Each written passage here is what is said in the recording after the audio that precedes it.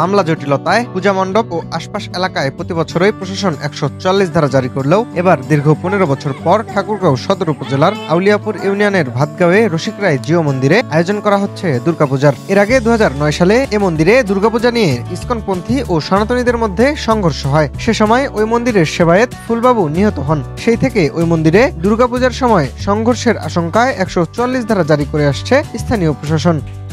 তবে এবার উচ্চ আদালতের নির্দেশে উভয় পক্ষকে নিয়ে সমাধানে বসে স্থানীয় প্রশাসন। এরপর দুপক্ষের ঐক্যমত্যের ভিত্তিতে এবার উদযাপন হতে যাচ্ছে দুর্গোৎসব। এতে খুশি সকলেই।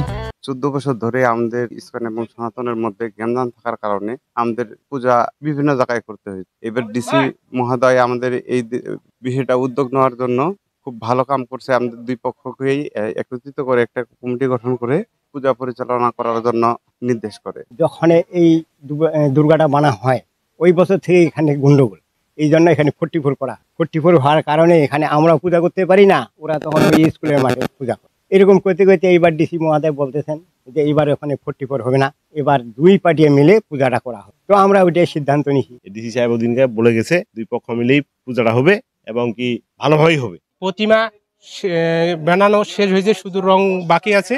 বাকি হইলেই আমরা এই প্রতিমা মন্দিরে নিয়ে যাব।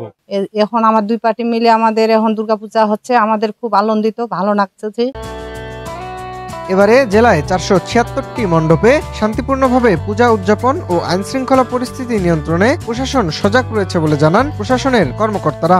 দুই পক্ষ বিবাদমান দুই পক্ষ, ইসকন এবং সনাতন পক্ষ, যে দুইটা পক্ষ আছে, এই বিবাদমান পক্ষ দুই পক্ষকে আমরা আলোচনার টেবিলে বসাতে পেরেছি এবং তারা উভয় পক্ষ সম্মত হয়েছেন যে তারা যৌথভাবে এবার পূজা উদযাপন করবেন। প্রশাসনের পক্ষ থেকে এই শারদীয় দুর্গোৎসব যাতে সুষ্ঠু সুন্দরভাবে উদযাপিত হয় এই বিষয়ে আমরা সার্বিক সহযোগিতা করি। এই দুইটা গ্রুপকে একত্রিত করা হয়েছে এবং তারা কথা দিয়েছেন যে এবার যৌথভাবে তারা এই দুর্গোৎসব পালন করবেন।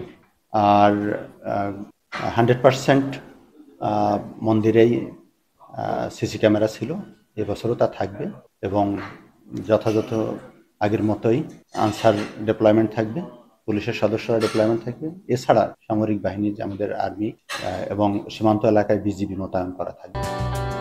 দীর্ঘ ১৫ বছর পর মন্দিরে আসবে নতুন প্রতিমা, নতুন রূপে সাজবে রসিকরায় জিও মন্দির।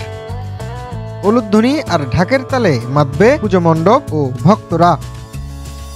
Minhaj Alam, BD24 report, Thakurgaon.